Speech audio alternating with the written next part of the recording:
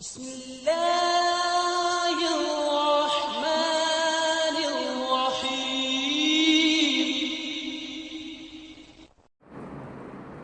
محترم علماء کرام و دعات اللہ، جس وقت سے ہم لوگ آئے ہیں اور پروگرام شروع تھا،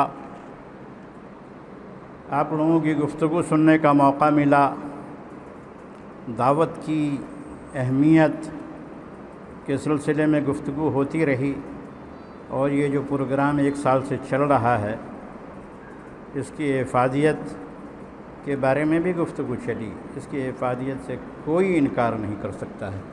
مجھے بھی بعض پروگرام میں شریک ہونے کا موقع ملا ہے، اور اگر کبھی شریک ہونے کا موقع نہیں ملا تو بھی موبائل کے ذریعے سے خبر ملتی رہی، اور میں نے اس طرح کے پروگرام کو برابر ہی سراہا۔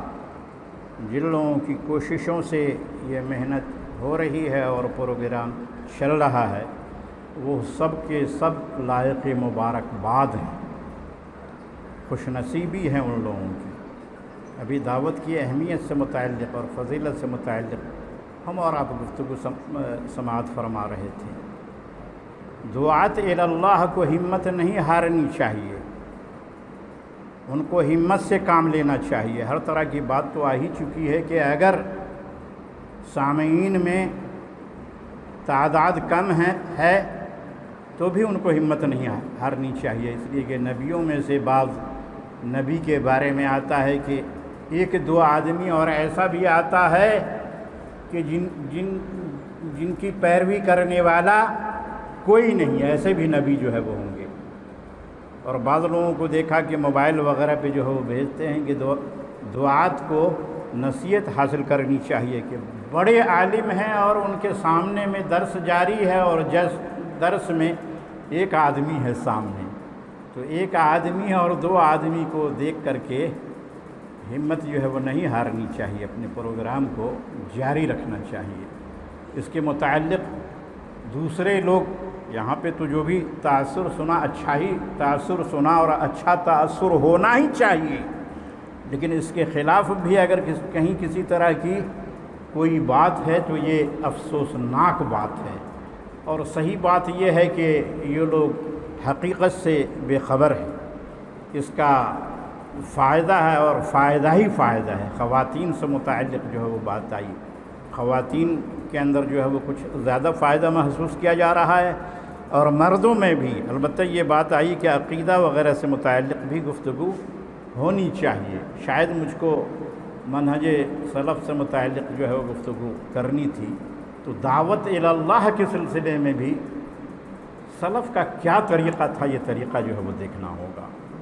قرآن مجید والفرقان حمید کی جو آیت پیش کی گئی ہے، اس میں محمد رسول اللہ صلی اللہ علیہ وسلم کو اللہ رب العالمین نے حکم دیا، قُلْ هَٰذِهِ سَبِيلِي أَدْعُو إِلَى اللَّهِ، کہ محمد صلی اللہ علیہ وسلم آپ کہیے کہ یہ میرا راستہ جس میں لوگوں کو اللہ کی طرف بلا رہا ہوں۔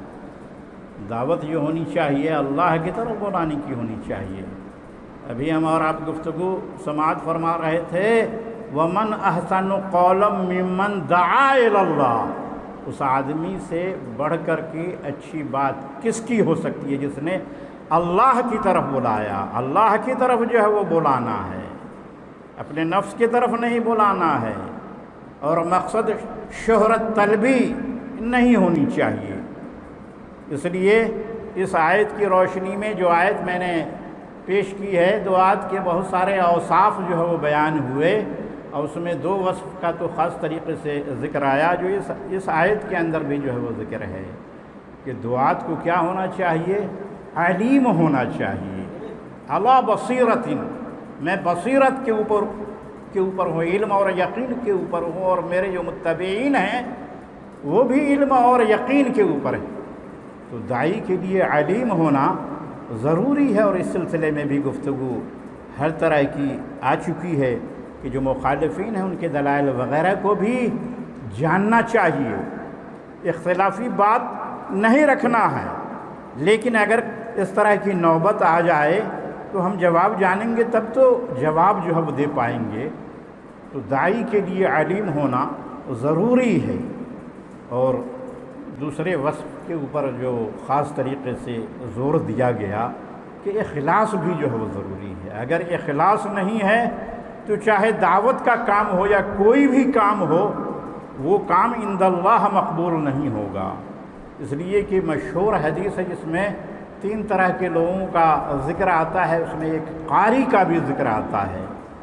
قاری جو محض ریاکاری کی وجہ سے اس کا عمل کیا ہے بھائی، رائے گاہ جو ہے وہ گیا، شہرت طلبی جو ہے وہ مقصود تھی، اور کہا گیا کہ تو نے اس مقصد کے تحت یہ کام کیا اور یہ کہا جا چکا، اور انجام جو ہوگا وہ ہم اور آپ جانتے ہیں۔ تو داعی کے لیے مخلص ہونا ضروری ہے۔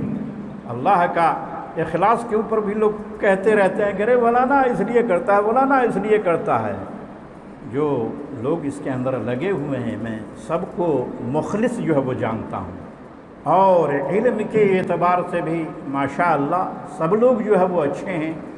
علم میں اضافہ کی کوشش ہونی چاہیے، جیسا کہ خود محمد رسول اللہ صلی اللہ علیہ وسلم سے کہا گیا کہ اے محمد صلی اللہ علیہ وسلم آپ کہیے وَقُلْ رَبِّ زِدْنِي عِلْمًا، اے میرے رب تو میرے علم کے اندر اضافہ فرما۔ زیادتی سے متعلق دعا کرنے کا جو ہے وہ ذکر ہے، تو دعات کو بھی اپنے علم کے اندر اضافہ کرنے کی کوشش کرنی چاہیے، اور دعا بھی کرنی چاہیے۔ اور جو ہمارے دعات ہیں ماشاءاللہ ہم جانتے ہیں ان کو، اور یہ بڑی محنت کرتے ہیں اور بہت اچھی طرح سے جو ہے پروگرام کو جو ہے پیش کرتے ہیں۔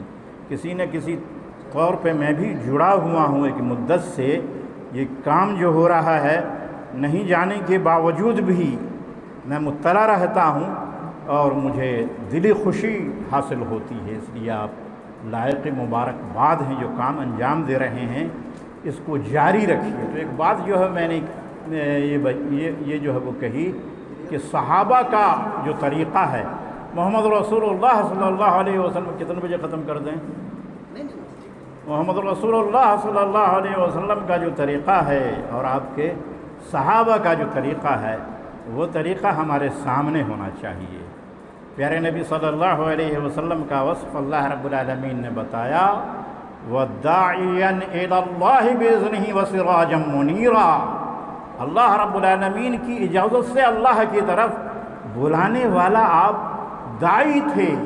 مکہ کے اندر کس طریقے سے دعوت پیش کیا آپ صلی اللہ علیہ وسلم نے، کہاں کہاں کیسے کیسے جاتے تھے، شخصی ملاقات بھی ہوتی تھی، بازاروں میں اوقات اور مجنہ وغیرہ کے بازار میں جو ہے وہ جاتے تھے، قبائل میں جو ہے وہ جاتے تھے، اور جانے میں ہی کیا ہے بھائی، پیارے نبی صلی اللہ علیہ وسلم کا طائف جانا، پڑھا لکھا آدمی جو نہیں وہ بھی جو ہے وہ جانتا ہے، طائف کے سفر کو ہر کوئی جو ہے وہ جانتا ہے۔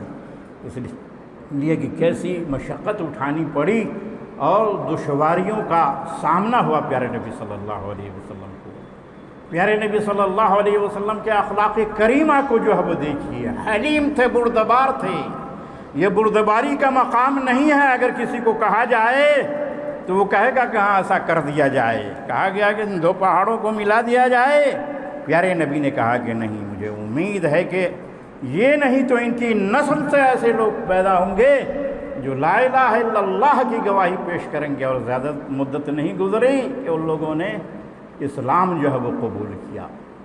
پیارے نبی صلی اللہ علیہ وسلم نے صحابہ کو بھی جو ہے وہ بھیجا، اور صحابہ کو بھیجنے میں حضرت معاذ رضی اللہ تعالی عنہ کو جو داعی اور مبلغ کی حیثیت سے بھیجا، اور بخاری شریف کی جو کتاب التوحید کی پہلی حدیث ہے وہ ہم لوگوں کے سامنے ہے۔ آپ صلی اللہ علیہ وسلم نے فرمایا، یا معاذ انک تاتی قوم من اہل الکتاب فلیکن اول ما تدعوہم شہادۃ لا الہ الا اللہ، تم یہود کے قوم کے پاس جا رہے ہو، تمہیں چاہیے کہ سب سے پہلے انہیں توحید کی دعوت جو ہے وہ پیش کرو۔ دعوت میں توحید کی دعوت کی اہمیت ہے، اس لیے یہ بات آئی کہ کچھ دنوں کے اوپر توحید سے متعلق بھی ہمارے علماء جو جاتے ہیں پروگرام میں شریک ہوتے ہیں، یہ موضوع بھی رہنا چاہیے، بڑا اہم موضوع ہے۔ یہ ٹھیک ہے کہ جس مقام پہ گئے تھے وہاں کی یہ حاجت اور ضرورت تھی، کبھی ایسا بھی ہوتا ہے کہ اس موضوع کے علاوہ دوسرا موضوع زیادہ اہمیت کا حامل ہو۔ تو یہ جو حدیث ہے کتاب التوحید کی بڑی اہم حدیث ہے کہ آپ باخبر کر رہے ہیں کہ جہاں جاؤ گے وہاں کس طرح کے لوگ ہوں گے۔ تو ہم لوگوں کو بھی جو ہے وہ حالات کے اوپر نظر رکھنی چاہیے اور حالات سے واقف جو ہے وہ ہونا چاہیے۔ محترم حضرات، میں عقیدے کے باب میں آپ لوگوں کو بتاؤں کہ صحابہ کا کیا طریقہ تھا عقیدے کے باب میں، اور سلف کا کیا طریقہ تھا۔ اللہ رب العالمین کا فرمان ہے لیس کمثلہ شیء وہو السمیع البصیر۔ اللہ رب العالمین کی ذات کے مانند کوئی ذات نہیں ہے، اور وہ سننے والا اور دیکھنے والا ہے۔ اب دیکھیے، ایسے بھی لوگ ہیں جو کہتے ہیں کہ اللہ ہر جگہ ہے، اللہ ہر جگہ ہے، یا ایسے بھی لوگ ہیں جو کہتے ہیں کہ ہر چیز میں جو ہے وہ اللہ ہے۔ ہر چیز اللہ کے وجود کے اوپر دلالت کرتی ہے، لیکن اللہ ہر چیز میں نہیں ہے۔ اور اللہ ہر جگہ ہے تو علم کے اعتبار سے ہر جگہ ہے، ذات کے اعتبار سے تو ساتویں آسمان پہ عرش کے اوپر ہے۔ میرے نبی صلی اللہ علیہ وسلم نے جب سوال کیا ہے نا اللہ بادی سے لوٹنے سے، اس نے کیا کہا؟ اشارت الی السماء، اس نے آسمان کی طرف اشارہ کیا، اس نے یہ نہیں کہا کہ اللہ ہر جگہ ہے۔ اور بعض لوگ جو ہے یہ تفریق کی بات تو چھوڑ دیجئے، وہ بعض لوگ تو یہی سمجھتے ہیں کہ ہر جگہ ہے، اور عجیب عجیب عقیدہ جو ہے وہ رکھتے ہیں۔ تو سلف کا جو طریقہ تھا وہ طریقہ ہمارے سامنے جو ہے وہ ہونا چاہیے کہ اللہ رب العالمین اپنی ذات کے اندر، اپنے صفات کے اندر اور اسماء کے اندر جو ہے وہ کیا ہے؟ بے مثل ہے، اس کا کوئی شریک و ساجی نہیں۔ جس طریقے سے وہ اپنی ذات اور صفات کے اندر جو ہے وہ یکتا اور بے مثل، ذات میں جو ہے وہ مثل ہے، صفات میں بھی اس کے صفات کے جیسے بھی کسی کی صفات نہیں ہے۔ وہ سمیع البصیر، اور وہ سننے والا اور دیکھنے والا ہے۔ محترم حضرات، جیسا کہ میں نے کہا کہ عقیدے کے باب میں بھی ہمارے سامنے صحابہ کا طریقہ ہونا چاہیے، عبادت کے باب میں بھی ہمارے سامنے صحابہ کا طریقہ ہونا چاہیے۔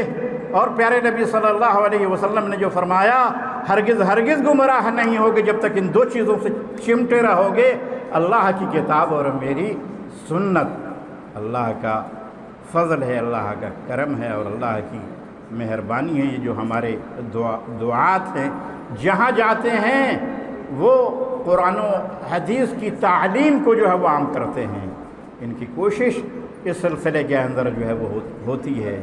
تو ہمارے سامنے جو ہے عبادت کے باب میں بھی کیا ہونا چاہیے؟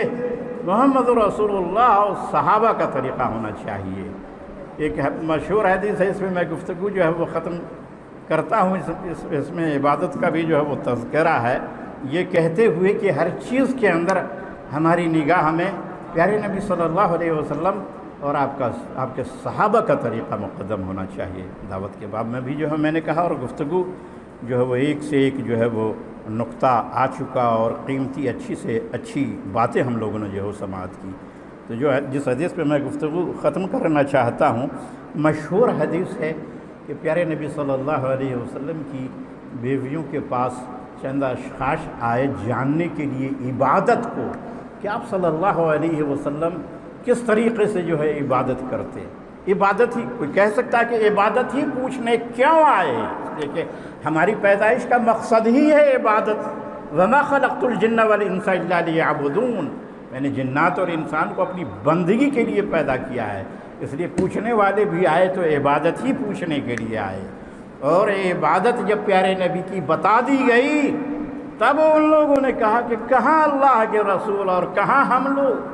پیارے نبی صلی اللہ علیہ وسلم کا تو اگلا بھی معاف ہے اور پچھلا بھی معاف ہے، اور جو بات کہی سب لوگ جو ہے وہ جانتے ہی ہیں۔ ایک نے کہا کہ میں برابر جو ہے نماز پڑھوں گا، اور دوسرے نے کہا کہ میں برابر جو ہے وہ روزہ رکھوں گا، اور تیسرے نے کہا کہ میں شادی نہیں کروں گا۔ اگر ان تینوں باتوں کو دیکھا جائے، دوسرا پہلو بعض لوگ جو ہے یہ سمجھیں گے، بعض لوگ ایسے ہیں بھی کہ جن کے ہاں بغیر شادی کے جو ہے وہ رہنا، مجرد زندگی گزارنا، یہ بڑی بات جو ہے وہ سمجھی جاتی ہے، لیکن حقیقت یہ ہے کہ ہمارے یہاں یہ عیب اور نقص کی بات ہے۔ بلا وجہ اور بلا سبب جو ہے وہ ایسا نہیں کیا جا سکتا ہے۔ اگر یہ تینوں باتیں اچھی ہوتی تو پیارے نبی صلی اللہ علیہ وسلم خاموش رہتے، اور آپ صلی اللہ علیہ وسلم ایسا نہیں فرماتے کہ قسم خدا کی میں تم لوگوں سے زیادہ اللہ سے ڈرنے والا اور یہ ہے کہ تقوی اور پرہیزگاری اختیار کرنے والا ہوں۔ تم لوگوں نے ایسا ایسا کہا، اور آپ صلی اللہ علیہ وسلم نے فرمایا کہ میں نماز بھی پڑھتا ہوں اور سوتا بھی ہوں۔ فطرت کے اندر جو ہے وہ داخل ہے، جہاں بیوی کا جو ہے وہ حق ہے، وہیں انسان کے اپنے جسم کا بھی جو ہے وہ حق ہے۔ رات سونے کے لیے اللہ نے جو ہے بنایا، یہ ٹھیک ہے کہ سونے کے لیے نہیں، پیارے نبی صلی اللہ علیہ وسلم سونے ہی کے لیے نہیں، سونا بھی ہے اور عبادت کرنا بھی ہے۔ تو پیارے نبی کا دونوں عمل تھا، صرف جو ہے وہ رات بھر عبادت کرنا یہ آپ صلی اللہ علیہ وسلم کا طریقہ نہیں تھا۔ اس لیے حدیث میں آتا ہے کہ کوئی پیارے نبی کو دیکھنا چاہے نماز کی حالت میں تو دیکھ لے نماز کی حالت میں، یہ بھی عمل تھا، اور دیکھنا چاہے سوئی ہوئی حالت میں تو اس حالت میں بھی پیارے نبی کو جو ہے وہ پائے۔ اور آپ صلی اللہ علیہ وسلم نے کہا کہ میں روزہ بھی رکھتا ہوں اور افطار بھی کرتا ہوں۔ صوم داؤدی کو آپ نے پسند فرمایا، وہ یہی ہے نا کہ ایک دن افطار اور ایک دن جو ہے روزہ۔ ہمیشہ روزہ رکھنا جو ہے یہ اچھی چیز نہیں ہے، اگر اچھی بات ہوتی تو چپ سادھ دیتے پیارے نبی۔ آپ صلی اللہ علیہ وسلم نے کہا کہ میں روزہ بھی رکھتا ہوں اور افطار بھی جو ہے وہ کرتا ہوں۔ اور شادی سے متعلق بھی آپ نے فرمایا کہ میں نے شادیاں جو ہے وہ کی ہے، اور جس کسی نے میرے طریقے سے جو ہے وہ اعراض کیا وہ مجھ میں سے نہیں ہے۔ تو پیارے نبی کا طریقہ ہر باب میں مقدم ہونا چاہیے، عقیدے کے باب میں بھی اور عبادات کے اندر بھی اور معاملات کے اندر بھی۔ میری گفتگو ختم ہوئی جو آیت میں نے پڑھی تھی، اور اس میں علیم اور مخلص کا لفظ آیا، اس میں حلیم بھی۔ پیارے نبی صلی اللہ علیہ وسلم انتہا درجہ بردبار تھے۔ اخلاق کریمانہ سے ہم لوگوں کو عبرت اور معزت جو ہے وہ حاصل کرنی چاہیے۔ پیارے نبی صلی اللہ علیہ وسلم کے جو اوصاف تھے، یا علماء کرام نے جو دعات کے اوصاف بیان کیے ہیں، اللہ رب العالمین ہم علماء کرام کو بھی ان اوصاف سے متصف فرمائے۔ اور یہ جو کوشش ہو رہی ہے اور جو لوگ اس میں لگے ہوئے ہیں، جو لوگ شریک ہو رہے ہیں، اور جن لوگوں کی کوشش سے یہ کام انجام پا رہا ہے، یقیناً وہ لائق مبارکباد ہیں اور خوش نصیبی ہیں ان لوگوں کی، اور جو لوگ شریک ہو رہے ہیں ان کی بھی خوش نصیبی ہے۔ کبھی کبھار مجھے بھی جو ہے وہ شریک ہونے کا موقع ملتا ہے۔ اللہ رب العالمین ہم سب لوگوں کی جانب سے اس کو قبول فرما لے، آمین۔ اقول قولی ھذا واستغفر اللہ لی ولکم ولسائر المسلمین فاستغفروہ انہ غفور رحیم۔ وما علينا إلا البلاغ المبين